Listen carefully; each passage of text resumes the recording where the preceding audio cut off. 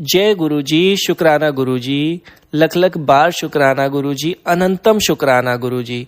जय गुरु जी। संगत जी आपको नए साल की बहुत बहुत बधाइयाँ। गुरु जी आपको बहुत ब्लेस करे, बहुत सारा आशीर्वाद दे, आपकी जो भी प्रॉब्लम्स है इस साल सारी खत्म हो जाए और एक नया साल आपके लिए एक बहुत बड़ी खुशखबरी लेके आए, बहुत सारी सक्सेस लेके आए। मैं गुरुजी से ये प्रार्थना करता हूँ।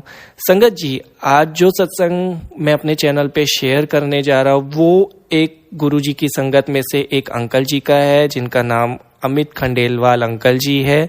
बहुत ही डिवाइन, बहुत ही प्यारा सत्संग है, एंड तक ज़रूर सुनिएगा और गुरुजी की प्यारी संगत जी के साथ सत्संग को ज़रूर शेयर करिएगा, क्योंकि जितनी ब्लेसिंग शेयर की जाती है उतनी ही ज़्यादा हमें ब्लेसिंग्स मिलती हैं। और कई बार गुरुजी सत्संग के माध्यम से हमें हमारे सवालों के जवाब भी देते हैं। तो सत्संग को एंड तक पूरा ज़रूर सुनिएगा। चलिए संगत जी, सत्संग को स्टार्ट करने से पहले गुरुजी का मंत्र जाप करेंगे। ओम नमः शिवाय, शिवजी सदा सहाय। ओम नमः शिवाय, गुरुजी सदा सहाय। ओम नमः शिवाय, शिवजी सदा सहाय। ओम नमः शिवाय, गुरुजी सदा सहाय। जय गुरुजी। संगत जी, चलिए सत्संग को स्टार्ट करते हैं। संगत जी, अंकल जी कहते हैं, प्राचीन भारतीय विचारधारा के अनुसार एक आत्मा को मानव के शरीर में प्रकट होने के लिए लगभग 84 लाख जन्मों की आवश्यकता होती है। इस मानव रूप में हम गुरुजी के परिवार का हिस्सा बन सकते हैं, यह कितना भाग्यशाली है। वास्तव में जिस दिन मैंने गुरुजी को देखा, मैंने सर्वशक्तिमान को देखा, उनकी आभा इतनी शुद्ध थी कि मैं उन्हें कुछ सेकंड के लिए ही देख सका। जब गुरुजी ने मेरी ओर देखा तो उनकी आंखों ने मेरी आंतरिक चेतना को टटोला। मुझे लगा कि गुरुजी मेरे जीवन की पुस्तक, उसके अतीत और वर्तमान को पढ़ रहे हैं। उस पहले संपर्क ने ऐसी भावनाएं जगाई जिन्हें व्यक्त करना मुश्किल है। गुरुजी हमारे जन्म से ही हमारे साथ है और हमारी मृत्यु के बाद भी हमारे साथ रहते हैं। उनका आशीर्वाद हर दिन, हर रात और हमारी हर सांस में हमारे साथ है। उनका आशीर्वाद इतना अपार है कि कभी कभी हमें यह एहसास भी नहीं होता कि हम पर कितनी बड़ी कठिनाइयां आ रही हैं और वे इतनी आसानी से गुजर जाती हैं। बाद में जब हम आत्मनिरीक्षण करते हैं तो हमें वास्तव में समझ में आता है कि गुरुजी की कृपा न होती तो हालात कितने बुरे हो सकते थे। मैं पहली बार गुरुजी से अपने इंजीनियरिंग कोर्स के तीसरे सेमेस्टर में मिला था। एक भक्त श्री दीपक गुप्ता ने हमें गुरुजी के बारे में बताया। उन्होंने हमें कई सत्संग सुनाते हुए बताया कि गुरुजी भगवान शिव के अवतार हैं। उन्होंने हमें आश्वस्त किया और गुरुजी के आशीर्वाद से वह दिन जल्दी आ गया जब श्री दीपक हमें एम्पायर एस्टेट में गुरुजी के स्थान पर ले गए। हम मिश्रित भावनाओं के साथ जा रहे थे। हम मंदिर में जाने के लिए भाग्यशाली महसूस कर रहे थे, लेकिन गुरुजी के बारे में उत्सुक थे। वे कैसे दिखते हैं, हमारा पहला अनुभव किस रूप में होगा। मैंने कल्पना की थी कि गुरुजी भगवा वस्त्र पहने होंगे, लंबी दाढ़ी और लंबे बाल होंगे। मैं तब अचंभित रह गया जब मैंने गुरुजी को टी शर्ट और जीन्स में लकड़ी के साइड बोर्ड पर सहजता से बैठे देखा। फिर भी उनका रूप असाधारण था। जिसने भी गुरुजी को देखा है वह इस बात से सहमत होगा कि उनका रूप वर्णन से परे है। जैसे ही मैंने गुरुजी को देखा, मैंने मन ही मन उन्हें अपनी इच्छा सूची प्रस्तुत की। सभी कल्पनीय भौतिकवादी चीजें और मेरे इंजीनियरिंग के एक पेपर को पास करने का सबसे महत्वपूर्ण मुद्दा। मैं उस पेपर में फेल होने वाला था क्योंकि मैंने केवल 30 अंकों के प्रश्न हल किए थे, जबकि न्यूनतम उत्तीर्ण अंक 35 निर्धारित थे। जब मैं बेंगलोर पहुंचा तो ऐसा कुछ नहीं हुआ जिससे मुझे लगे कि मैं इसके विपरीत सोच रहा हूं, लेकिन जब परिणाम घोषित किए गए तो मैंने सभी पेपर पास कर लिए थे। मुझे बहुत आश्चर्य हुआ कि मुझे उस पेपर में ठीक 35 अंक मिले। मेरी खुशी का ठिकाना नहीं रहा। मैंने तुरंत गुरुजी को धन्यवाद दिया। उनके आशीर्वाद से मैंने न केवल अपना तीसरा सेमेस्टर पास किया बल्कि लगभग डिस्टिंक्शन भी हासिल कर लिया। मुझे यह स्वीकार करना चाहिए कि जिस दिन मैं गुरुजी से मिला उसी दिन से मेरे जीवन में एक नया मोड़ आया। मैं अधिक आत्मविश्वासी हो गया और मुझे विश्वास हो गया कि मैं अपनी परीक्षाएं अच्छे अंकों से पास कर सकता हूं। विश्वास वास्तविकता में बदल गया। अपने अन्य सेमेस्टर में भी मैंने शानदार अंक प्राप्त किए और एक मेधावी कॉलेज छात्र बन गया। मेरे अंक आश्चर्यजनक रूप से बढ़ रहे थे। मैं अपने शैक्षणिक जीवन में अचानक आए बदलाव से बहुत खुश था। मुझे पता था कि यह सब गुरुजी के आशीर्वाद से हो रहा है। किसी भी अन्य छात्र की तरह मैं भी एक अच्छी कंपनी में नौकरी पाने का सपना देखता था। हमारे कॉलेज में इन कैंपस प्लेसमेंट शुरू होने से पहले मैं गुरुजी के दर्शन करने और उनका आशीर्वाद लेने के लिए दिल्ली गया। तब तक गुरुजी महासमाधि ले चुके थे। बड़े मंदिर में मैंने गुरुजी से प्रार्थना की, वे मुझे अच्छी नौकरी दिलवाएं। मुझे संदेह था कि मेरी प्रार्थना सुनी जाएगी या नहीं, क्योंकि गुरुजी शारीरिक रूप में मौजूद नहीं थे। मैं बेंगलोर वापस आ गया। पहली कंपनी भर्ती के लिए हमारे कॉलेज आई और मैंने बहुत आत्मविश्वास के साथ योग्यता परीक्षा दी। मुझे लगा मुझे चुना जाएगा, क्योंकि यह फर्म बड़ी संख्या में भर्ती कर रही थी। योग्यता परीक्षा देने वाले 400 छात्रों में से 300 का चयन हुआ। मैं उनमें से नहीं था। मैं निराश था और मेरा आत्मविश्वास टूट गया था। एक पल के लिए मुझे लगा कि गुरुजी का आशीर्वाद तब तक प्रभावी था जब तक वे भौतिक रूप में थे। अब उनका आशीर्वाद मुझ तक नहीं पहुंचेगा।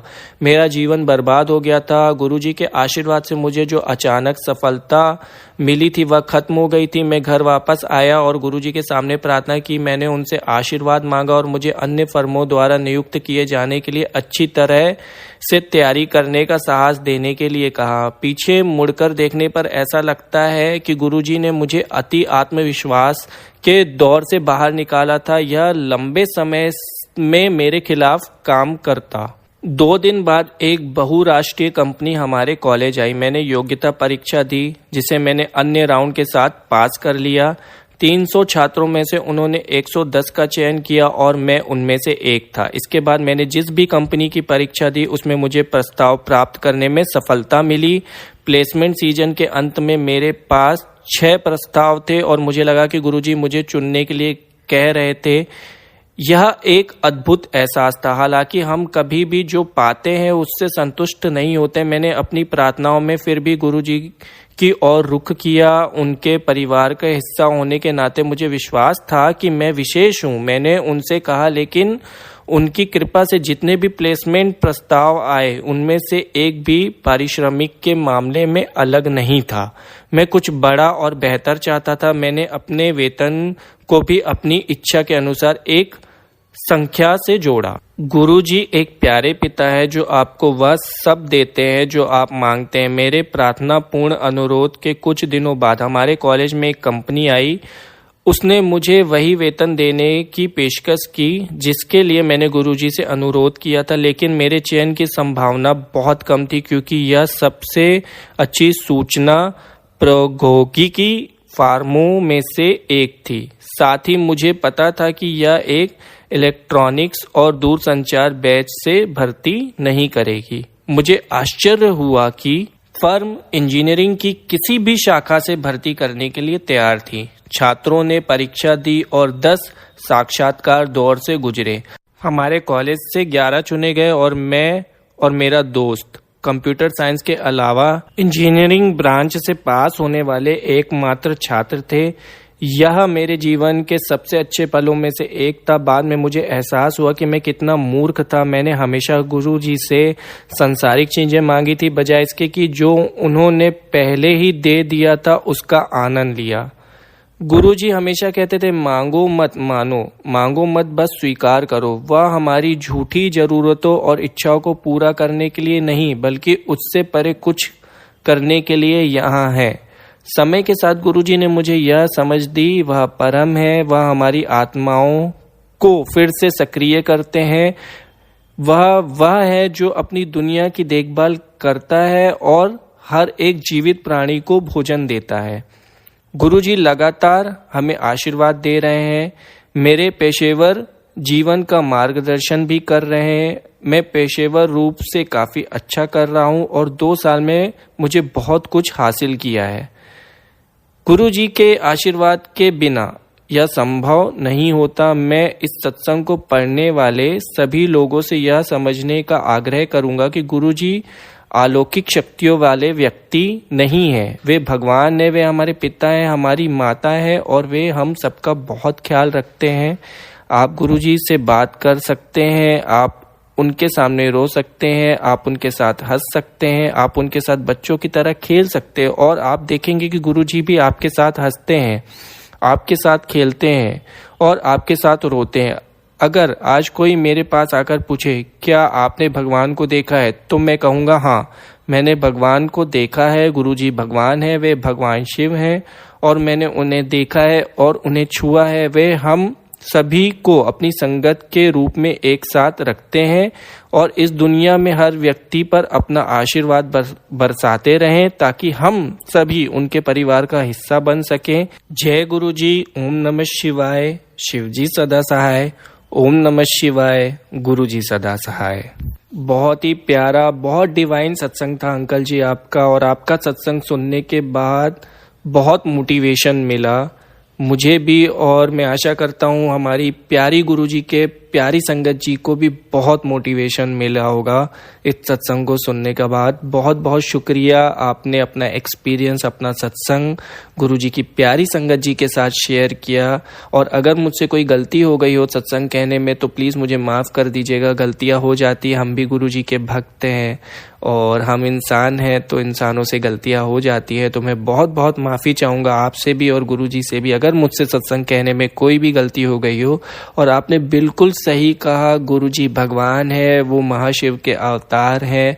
बहुत सारे सत्संग है जिनसे हमें पता चलता है सुनने के बाद कि वो भगवान का ही एक रूप है। और हमारे साथ भी हमारे दैनिक जीवन में बहुत सी ऐसी चीज़ें होती है जो बहुत सरलता से हो जाती है, बहुत बड़ी बड़ी कठिनाइयाँ ख़त्म हो जाती हैं गुरुजी के आशीर्वाद से। तो बस एक बात आपने सही कही अंकल जी कि मांगो मत, क्योंकि वो जो करेंगे वो बेहतरीन होगा। संगत जी उनमें आप मानिए, गुरुजी जो देंगे ना वो आपके लिए बेस्ट होगा। आप जो मांग रहे हो सकता है वो आपके लिए बेस्ट ना हो, तो आप विश्वास करो, प्रे करो, प्रार्थना में बहुत बड़ी शक्ति है। चलिए संगत जी, आज के सत्संग को हम यहीं विराम देते हैं। चैनल को सब्सक्राइब कर लीजिए, बेल आइकन नोटिफिकेशन को भी ऑन कर लीजिए ताकि आपको सत्संग का नोटिफिकेशन मिलता रहे।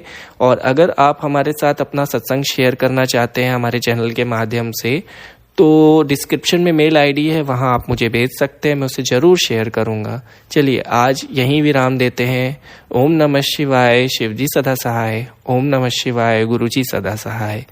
ओम नमः शिवाय। शिवजी सदा सहाय। ओम नमः शिवाय। गुरुजी सदा सहाय।